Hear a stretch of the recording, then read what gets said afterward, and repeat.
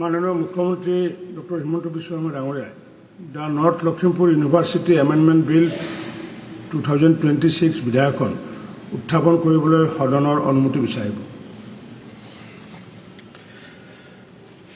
অধ্যক্ষ মহোদয়, আপোনাৰ অনুমতি সাপেক্ষে মই the North Lakhimpur University Amendment Bill 2026 সদনত উত্থাপনৰ বাবে প্ৰস্তাৱ কৰিলোঁ।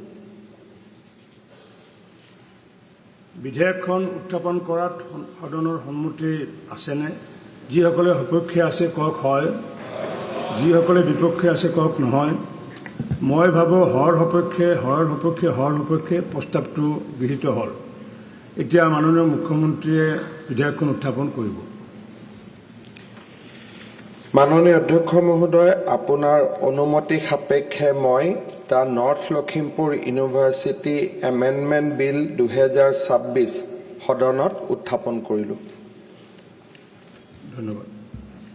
এতিয়া কাৰ্যসূচী নম্বৰ 4। এতিয়া মাননীয় মুখ্যমন্ত্ৰী ডাঙৰীয়া ধন্যবাদ সূচক প্ৰস্তাৱ সন্দৰ্ভত হোৱা বিতৰ্কৰ ওপৰত উত্তৰ দান কৰিবলৈ অনুৰোধ জনালোঁ।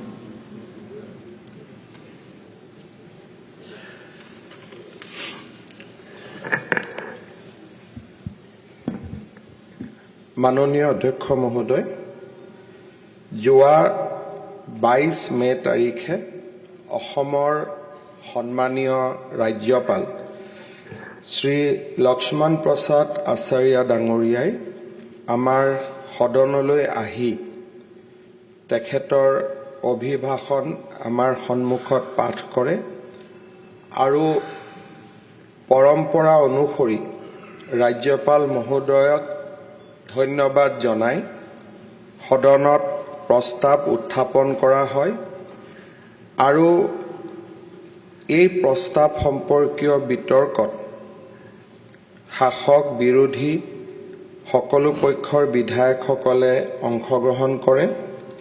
মই ৰাজ্যপালৰ ভাষণৰ ওপৰত বিতৰ্কত অংশগ্ৰহণ কৰা প্ৰতিগৰাকী সদস্যক ধন্যবাদ আৰু অভিনন্দন জ্ঞাপন কৰিছোঁ।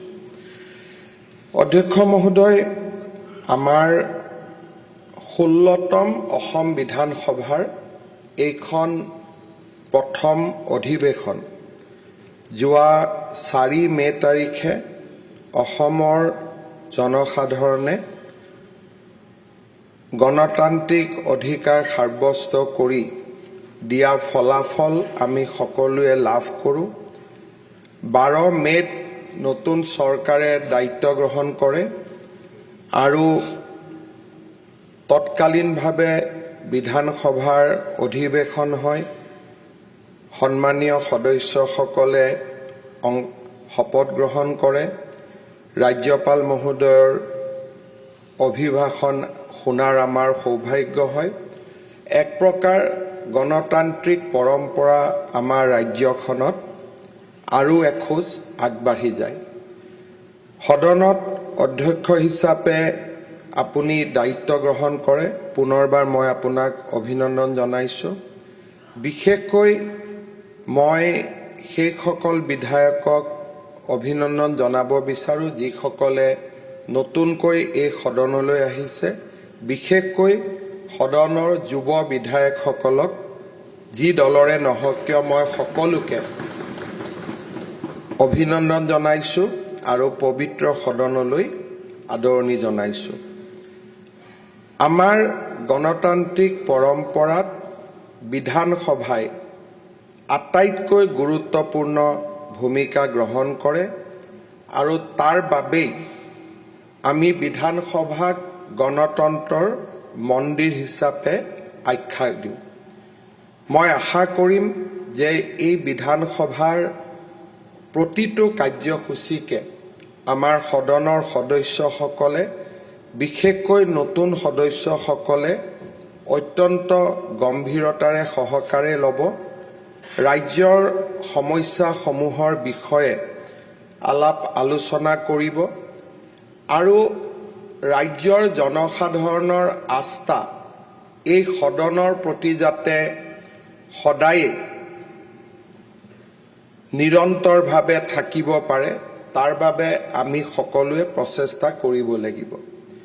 শাসকেই হওক বিৰোধীয়ে হওক এই সদনত গ্ৰহণ কৰা ভূমিকাই ৰাজ্যৰ গণতন্ত্ৰক শক্তিশালী কৰে আৰু ৰাজ্যৰ জনসাধাৰণৰ আশা আকাংক্ষাক প্ৰতিফলিত কৰে। মই ভাবোঁ যে আগন্তুক 5টা বছৰত আমি আমাৰ সদনৰ প্ৰতিটো দিন প্ৰতিটো ক্ষণ আমি অসমৰ জনসাধাৰণৰ মংগলৰ কাৰণে ব্যৱহাৰ কৰিম। সদনৰ আৰম্ভণিতে মই এটা বিষয় অধ্যক্ষ মহোদয়ৰ সন্মুখত উপস্থাপন কৰিম। ভাৰতবৰ্ষৰ সংসদে কেইবাটাও গৰিমাময় পৰম্পৰা স্থাপন কৰিছে। আমি যদি দেখা পাওঁ যে ভাৰতবৰ্ষত বিৰোধী পক্ষ নিশ্চিতভাৱে আমাৰ অসম বিধানসভাতকৈও বেছি শক্তিশালী, কাৰণ সংখ্যাগতভাৱে বিৰোধী পক্ষৰ এটা ভাল পাৰ্চেণ্টেজ বিৰোধী পক্ষত আছে। কিন্তু তথাপিতো কেতিয়াও ভাৰতবৰ্ষৰ সদনত ৰাষ্ট্ৰপতি মহোদয়াৰ ভাষণ কেতিয়াও বৰ্জন কৰা নহয়, কাৰণ লোকসভা বা ৰাজ্যসভা দুইখন সদনে একেলগে বহে, ৰাষ্ট্ৰপতিৰ অভিভাষণ শুনে আৰু পৰৱৰ্তী সময়ত ৰাষ্ট্ৰপতিৰ অভিভাষণক কঠোৰভাৱে সমালোচনাও কৰে। কিন্তু আমি যদি দেখা পাওঁ অটল বিহাৰী বাজপেয়ীৰ পৰা আৰম্ভ কৰি জৱাহৰলাল নেহৰুলৈকে নৰেন্দ্ৰ মোদীৰ সময়লৈকে লোকসভাই কেতিয়াও ৰাষ্ট্ৰপতিৰ অভিভাষণ কোনো এজন সদস্যই কেতিয়াও বৰ্জন কৰা নাই। ৰাজ্য বিধানসভাত এনে পৰম্পৰা আছে, কিন্তু অসমে ভাৰতৰ সকলো ৰাজ্যকে এটা পৰম্পৰা দেখুৱাব পাৰে যে আমিও সাংবিধানিক অনুষ্ঠানক সন্মান জনাওঁ। বিৰোধিতা থাকিব পাৰে, কিন্তু সংবিধানত যিসকলে সাংবিধানিক পদবী পালন কৰিছে, বিশেষকৈ ৰাষ্ট্ৰপতি ৰাজ্যপালক সন্মান দেখুওৱাটো আমাৰ দায়িত্ব আৰু কৰ্তব্য। সদনত তেখেতসকল থকা সময়লৈকে আমি আমাৰ গণতান্ত্ৰিক পৰম্পৰা ৰক্ষা কৰিম। মই ভাবোঁ যে ৰাজনৈতিক ইতিহাসত গণতন্ত্ৰত এখন ৰাজ্যৰ মৰ্যাদা তেতিয়া বৃদ্ধি হয় যেতিয়া সুস্থ পৰম্পৰাসমূহ আমি গ্ৰহণ কৰিব পৰাৰ ক্ষমতা আমাৰ মাজত থাকে। মই আশা কৰিম যে অনাগত দিনত এই দিশবিলাক আমি নিশ্চিতভাৱে আলোচনা কৰিম। অধ্যক্ষ মহোদয়, 2026 গণতন্ত্ৰৰ উৎসৱ ইতিমধ্যে সামৰণি পৰিলে। এইবাৰ ইলেকশ্যন ৰিজাল্ট দিয়াৰ পিছত বহুতকেইটা টিভি চেনেলত আলোচনা হৈছিলে যে কেনেকৈ অসমত জিকা আৰু হাৰা যিয়েই সিদ্ধান্ত নহওক কিয় নিৰ্বাচনৰ পিছত অসমত ৰাজনৈতিক হিংসা কেতিয়াও নহয়। মই ভাবোঁ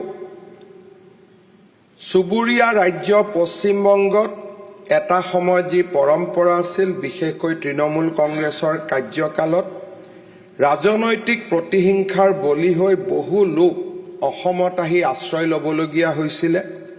কিন্তু পশ্চিমবংগতো এইবাৰ পৰিৱৰ্তন হৈছে। এইবাৰ এজনো লোক অসমলৈ ৰাজনৈতিক আশ্ৰয়ৰ বাবে আহিবলগীয়া হোৱা নাই। আৰু অসমেও নিৰ্বাচনৰ ফলাফল যিয়েই নহওক কিয় আমি আমাৰ নিৰ্বাচনক গণতন্ত্ৰৰ উৎসৱ হিচাপে আমি ৰাখিব পাৰিছোঁ।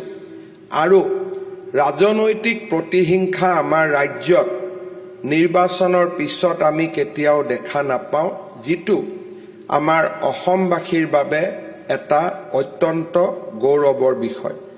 মই পুনৰবাৰ 2026 চনৰ নিৰ্বাচন যি হিংসা ৰহিত আছিল, হিংসা বৰ্জিত আছিল আৰু প্ৰথমবাৰৰ বাবে অসমত প্ৰায় 85% লোকে ভোটদান কৰি এই গণতন্ত্ৰৰ উৎসৱক খুব সুন্দৰভাৱে উদযাপন কৰিলে মই অসমৰ ৰাইজক পুনৰবাৰ অভিনন্দন জ্ঞাপন কৰিছোঁ।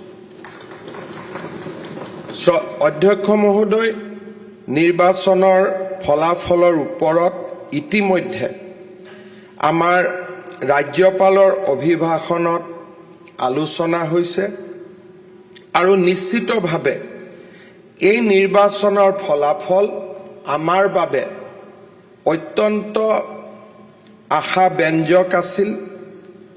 আমি এক অভূতপূৰ্ব সাফল্য এই নিৰ্বাচনত লাভ কৰিব পাৰিছিলোঁ আৰু অসমৰ ৰাজনৈতিক ইতিহাসত NDA আৰু BJP একেলগে আমি এক উদাহৰণবিহীন নতুন কীৰ্তিস্তম্ভ স্থাপন কৰিবলৈ আমি সক্ষম হৈছিলোঁ।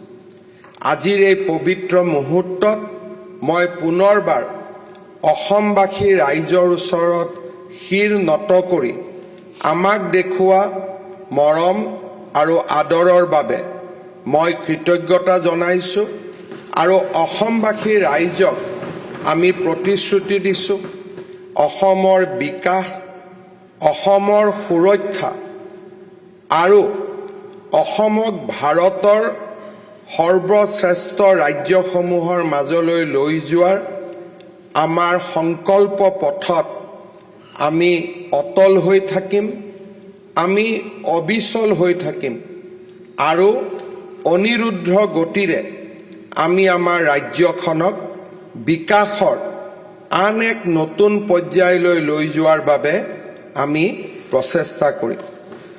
অধ্যক্ষ মহোদয়, যোৱা 5টা বছৰত বিশেষকৈ 2014 চনত প্ৰধানমন্ত্ৰী নৰেন্দ্ৰ মোদীৰ শাসনলৈ আৰোহণ, 2016 চনত NDAৰ প্ৰথম চৰকাৰ স্থাপন আৰু তৃতীয়বাৰলৈ NDAৰ বিজয় আমাৰ ৰাজ্যখনৰ ইতিহাসত এক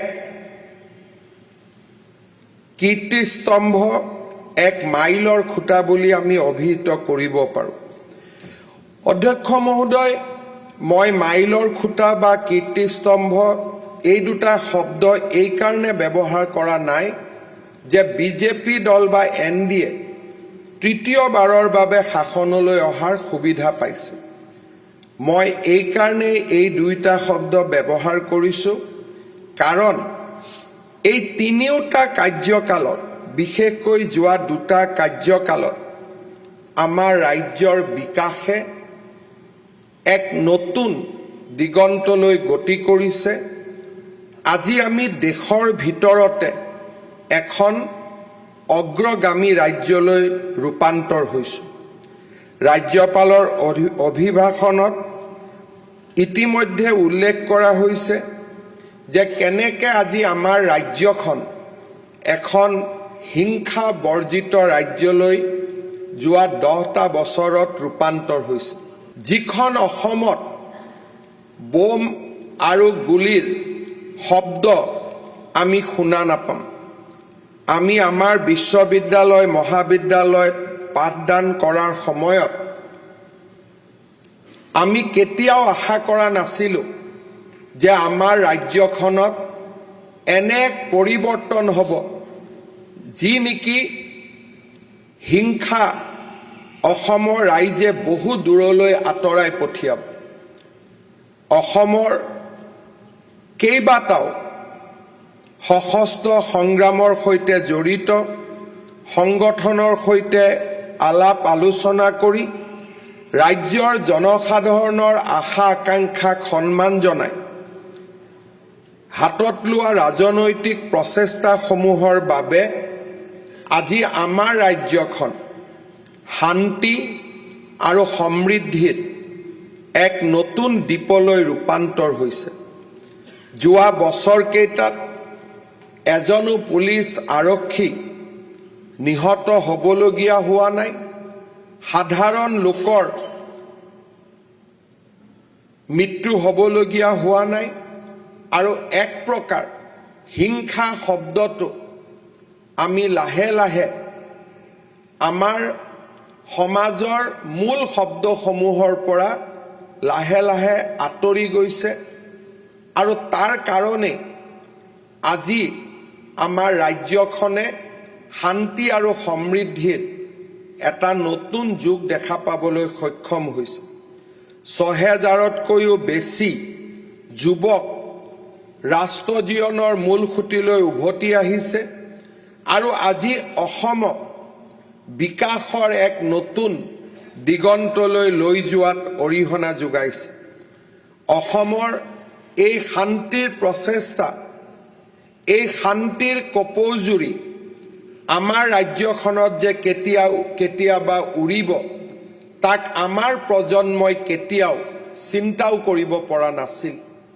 আজি আমি অত্যন্ত গৌৰৱ অনুভৱ কৰোঁ যে অসমৰ নতুন প্ৰজন্মই আমি দেখা দিনবোৰ আজি দেখিবলগীয়া হোৱা নাই আৰু অসমৰ শান্তিৰ বাবে কেন্দ্ৰীয় চৰকাৰ, ৰাজ্য চৰকাৰৰ প্ৰচেষ্টাত আজি আমাৰ ৰাজ্যৰ নতুন প্ৰজন্ম হিংসাৰ পৰা কৌটি মাইল দূৰত অৱস্থান কৰিব পাৰিছে।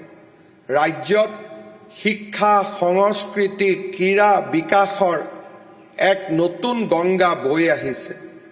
মই ভাৰতবৰ্ষৰ প্ৰধানমন্ত্ৰী নৰেন্দ্ৰ মোদী ডাঙৰীয়াক কৃতজ্ঞতা জনাম যে তেখেতৰ প্ৰচেষ্টাৰ বাবে আমাৰ ৰাষ্ট্ৰ জীৱনৰ মূল খুঁটিৰ পৰা আঁতৰি যোৱা যুৱকসকল ৰাষ্ট্ৰ জীৱনৰ মূল খুঁটিলৈ উভতি আহিছে। কেইবাখনো শান্তি চুক্তিৰ জৰিয়তে অসমৰ শান্তিৰ পৰিৱেশক স্থায়িত্ব দিয়াত প্ৰধানমন্ত্ৰী নৰেন্দ্ৰ মোদী ডাঙৰীয়াই অভূতপূৰ্ব বৰঙণি আগবঢ়াইছে। আজি কৃতজ্ঞ ৰাজ্যখনে প্ৰধানমন্ত্ৰী নৰেন্দ্ৰ মোদী ডাঙৰীয়াক আকৌ এবাৰ ধন্যবাদ আৰু কৃতজ্ঞতা জনাইছে। আমাৰ দেশৰ যশস্বী গৃহমন্ত্ৰী অমিত শ্বাহ ডাঙৰীয়াৰ প্ৰচেষ্টাক আমি সকলোৱে একেমুখে শলাগ লৈছোঁ। তেখেতৰ প্ৰতি আমি আমাৰ কৃতজ্ঞতা জ্ঞাপন কৰিছোঁ। এখন ৰাজ্যত যেতিয়া শান্তিৰ পৰিৱেশ আহে, স্বাভাৱিকভাৱে বিকাশ তাৰ লগত হাতত হাত ধৰি খোজ কাঢ়িবলৈ আৰম্ভ কৰে। আজি যদি আমি দেখা পাওঁ, আমাৰ ৰাজ্যখন এসময়ত কেন্দ্ৰীয় চৰকাৰৰ অনুদানৰ ওপৰত ভিত্তি কৰি প্ৰশাসন আগবাঢ়িছিল। ৰাজ্যৰ নিজৰ ৰাজহ একোৱেই নাছিল আৰু আনকি দৰমহা কেইটা দিবলৈও আমি কেন্দ্ৰীয় চৰকাৰৰ মুখলৈ চাই থাকিবলগীয়া হৈছিল। অধ্যক্ষ মহোদয়, মই অত্যন্ত গৌৰৱেৰে সৈতে ক'ব খোজোঁ যে যোৱা 5টা বছৰৰ প্ৰচেষ্টাই আমাৰ ৰাজ্যখনক এটা উন্নয়নৰ নতুন দিগন্তলৈ লৈ গ'ল।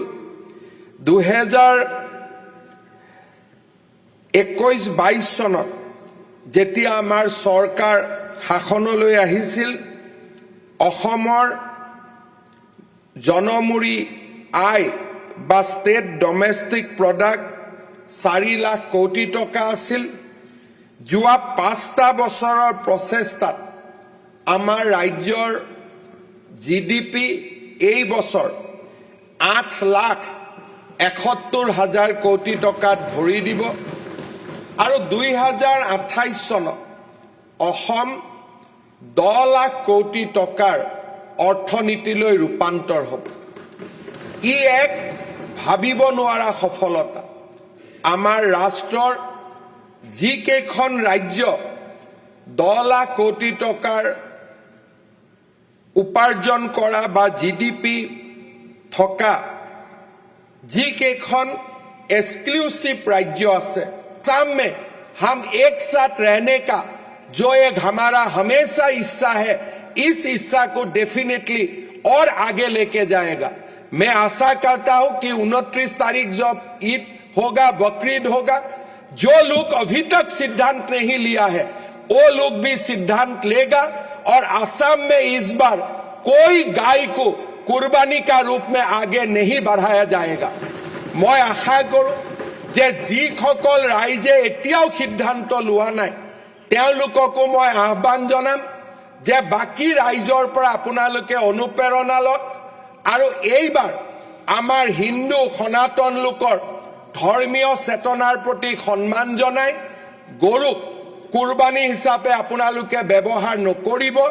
যি ইতিমধ্যে বহু কেইখন ৰাইজে সিদ্ধান্ত লৈছে আৰু যিসকল ৰাইজে সিদ্ধান্ত লোৱা নাই তেওঁলোককো মই পবিত্ৰ সদনৰ মজিয়াৰ পৰা আহ্বান জনাম, কাৰণ ইছলামত গৰুক কুৰবানী দিয়াটো নিয়ম বুলি কতো লিখা হোৱা নাই।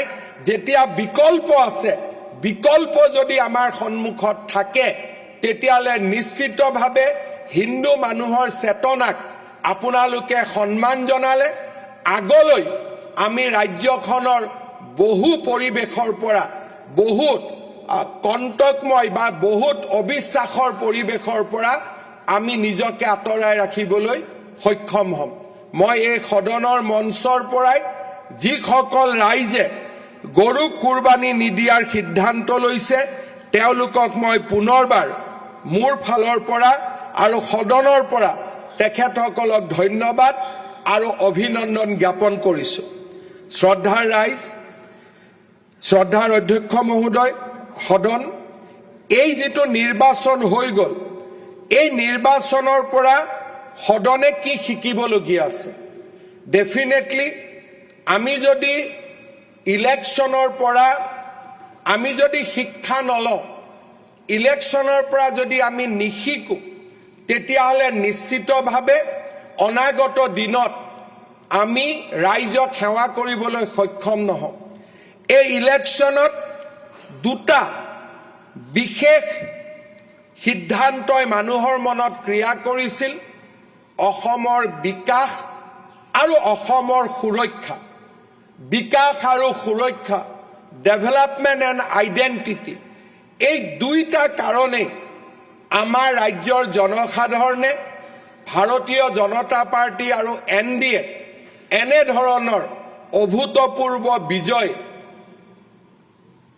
আমাক হাতত তুলি দিছিলে।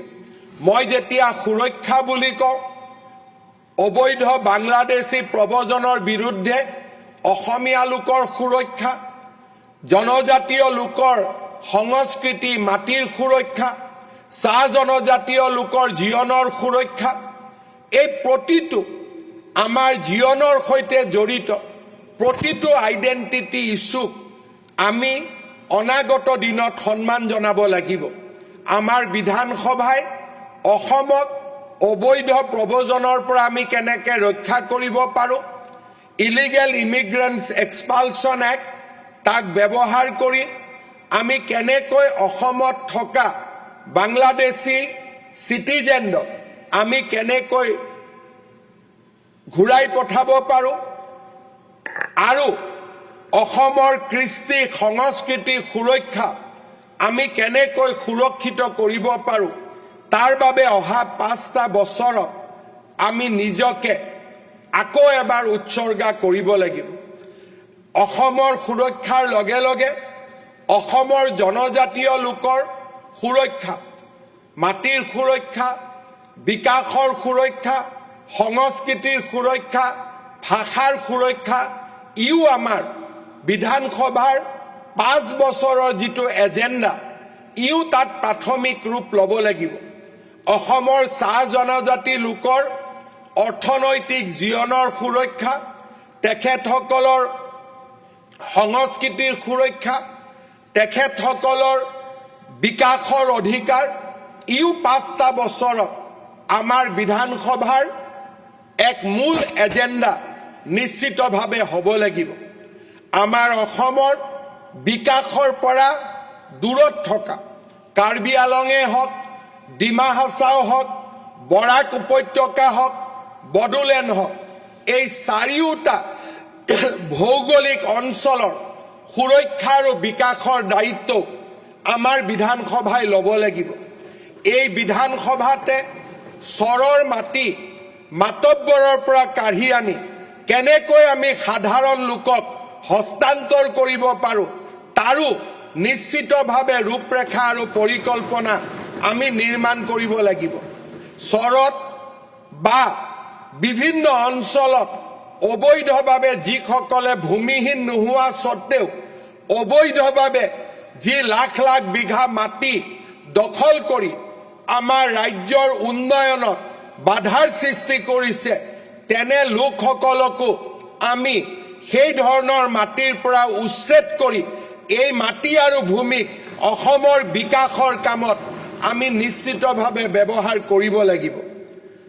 যুৱক সমাজৰ সুৰক্ষা, মহিলাৰ সুৰক্ষা আমাৰ প্ৰাথমিক দায়িত্ব হ'ব লাগিব। আমি যেতিয়া নিৰ্বাচনত আছিলোঁ ৰাইজক আমি প্ৰতিশ্ৰুতি দিছিলোঁ যে আমি 2 লাখ যুৱক যুৱতীক আমি কৰ্ম সংস্থাপন দিম। আজি ৰাইজে হয়তো মোক মনত নেপেলাব, কিন্তু মুখ্যমন্ত্ৰী হিচাপে দায়িত্ব গ্ৰহণ কৰাৰ এই পবিত্ৰ মুহূৰ্তত মই নিজকে নিজে মনত পেলাইছোঁ যে 2 লাখ যুৱকক চৰকাৰী চাকৰি দিয়াৰ দায়িত্ব এইখন চৰকাৰে মূৰৰ ওপৰত ল'ব লাগিব আৰু আমি 2 লাখ যুৱক যুৱতীক নিশ্চিতভাৱে আমি কৰ্ম সংস্থাপন দিব লাগিব। 2 লাখ যুৱক যুৱতীক চৰকাৰী কৰ্ম সংস্থাপন দিয়াৰ সমান্তৰালভাৱে কৃষি অৰ্থনীতিৰ বিকাশৰ জৰিয়তে বিভিন্ন ধৰণৰ অসমৰ সম্পদৰ উপযুক্ত ব্যৱহাৰ কৰি আমি এনে এচাম যুৱকক নিৰ্মাণ কৰিব লাগিব যোনে নিজে চৰকাৰী চাকৰি নকৰে কিন্তু আন 10 জনক চৰকাৰী চাকৰি পৰিৱৰ্তে আন 10 জনক কৰ্ম সংস্থাপন দিব পৰা ক্ষমতা আহৰণ কৰা এক শক্তিশালী যুৱ প্ৰজন্মকো আমি নিৰ্মাণ কৰিব লাগিব। যদি 2 লাখ যুৱকে চৰকাৰী কৰ্ম সংস্থাপন পায় আমি 10 লাখ যুৱকক নিৰ্মাণ কৰিব লাগিব যোনে আন 10 জনক কৰ্ম সংস্থাপন দিব পাৰে। তেনে এক উদ্যমিতাৰে পূৰ্ণ আমি এক যুৱ প্ৰজন্মক আমি সৃষ্টি কৰিব লাগিব। আত্মসহায়ক গোটৰ জৰিয়তে অসমৰ মহিলা সমাজৰ মাজত যি এক এছপাইৰেশ্যন সৃষ্টি হৈছে, আকাংক্ষাৰ সৃষ্টি হৈছে, তাক আমি নিৰ্বাচনৰ সময়ত সকলোৱে ওচৰৰ পৰা দেখা পাইছোঁ। অসমৰ মহিলা সমাজে ঘৰৰ দায়িত্ব পালন কৰাৰ পিছতো তেওঁলোকে ঘৰৰ মাত্ৰ পাকঘৰৰ দায়িত্ব নহয়, ঘৰৰ অৰ্থনৈতিক দায়িত্বও আমাৰ মহিলাসকলে ল'ব বিচাৰে। আমাৰ মহিলাসকলে ঘৰৰ চাৰিবেৰৰ পৰা ওলাই পৰিয়ালটোৰ সমৃদ্ধিত তেওঁলোকে বৰঙণি যোগাব বিচাৰে। অসমৰ আত্মসহায়ক গোটৰ এই আন্দোলনটোক আমি এক ব্যাপক ৰূপ দিয়া আৰু উৎপাদনশীল কৰি তোলাৰ দায়িত্ব আমাৰ বিধানসভাই ল'ব লাগিব। মই নিশ্চিতভাৱে অনুভৱ কৰোঁ যে সেল্ফ হেল্প গ্ৰুপত থকা 40 লাখ মহিলা আমাৰ এনে এক শক্তি, যে শক্তিক যদি আমি উপযুক্তভাৱে ব্যৱহাৰ কৰিব পাৰোঁ অসমৰ GDP 20 to 30% অকল মাত্ৰ আত্মসহায়ক গোটৰ বিপ্লৱৰ জৰিয়তে আহিবলৈ সক্ষম হ'ব।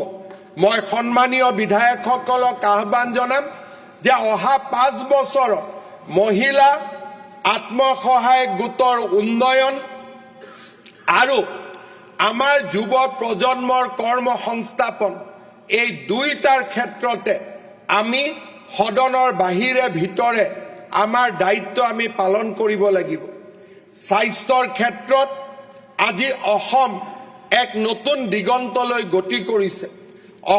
অসমে এনেকুৱা এখন ৰাজ্য যিখন ৰাজ্যত প্ৰতিখন জিলাতে মেডিকেল কলেজ স্থাপনৰ সিদ্ধান্ত লোৱা হৈছে, কাৰ্যকৰী কৰা হৈছে আৰু আজি অসমত 14খন মেডিকেল কলেজ নিৰ্মাণ হৈছে আৰু 25খন মেডিকেল কলেজ অৰ্থাৎ আৰু 11খন মেডিকেল কলেজ নিৰ্মাণৰত হৈ আছে। আজিৰ সদনত মই আকৌ এবাৰ দোহাৰিব খোজো যে প্ৰতিখন জিলাতে মেডিকেল কলেজৰ এই শৃংখলত অহা 5টা বছৰত আমি গোৱালপাৰা, বজালী, হোজাই আৰু হাইলাকান্দিকো সামৰি ল'ব লাগিব, যাতে অসমৰ প্ৰতিখন জিলাতে মেডিকেল কলেজ থকাৰ এক বিৰল সৌভাগ্য অসমৰ জনতাই লাভ কৰিব পাৰে। অধ্যক্ষ মহোদয়, নিৰ্বাচনৰ সময়ত আমি প্ৰতিশ্ৰুতি দিছিলোঁ স্বাস্থ্য আৰু শিক্ষাৰ মানদণ্ড উন্নত কৰিবলৈ